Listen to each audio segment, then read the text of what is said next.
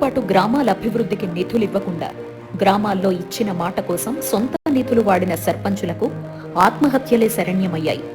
ఖర్చు చేసిన బిల్లులు రాక, చేసిన అప్పులకు వడ్డీలు కట్టలేక ఉరితాళ్లకు బలైన సర్పంచులు ఎందరో. విషం తాగి శవాలైన సర్పంచులు ఎందరో.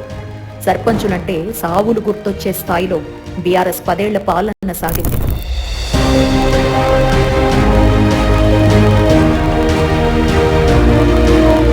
కోసపెట్టిన గులాబీ పార్టీ పోయి కల్లబొల్లి కబుర్లు చెప్పిన కాంగ్రెస్ అధికారంలోకి వచ్చినా అదే తంతు కొనసాగింది. అధికారంలోకి వచ్చిన 6 నెలల్లో పెండింగ్ బిల్లులన్నీ క్లియర్ చేస్తామని హామీ ఇచ్చిన కాంగ్రెస్ మాటలు నీటి మీద రాతలయ్యాయి.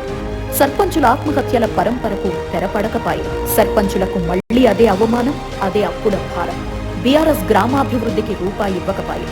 కాంగ్రెస్ గ్రామాల్ని కనీసం పట్టించుకోకపాయి. ప్రతి గ్రామ వికాసానికి, ప్రతి గ్రామంలో అభివృద్ధి పనులకు కేంద్రం నిధులు కేటాయిస్తోంది.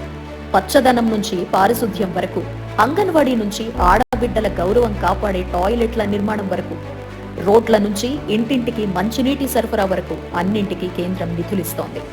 గ్రామాలకు అండగా నిలుస్తోంది. కాబట్టి గ్రామాల అభివృద్ధి పథంలో కొనసాగాలన్నా, నిధుల వెలువ సాగాలన్నా బీజేపీ బలపరిచిన అభ్యర్థుల్నే గెలిపించాలి. అందుకే బీజేపీ బలపరిచిన అభ్యర్థులకు జై కొడదాం, మన గ్రామ అభివృద్ధిలో భాగమవుదాం.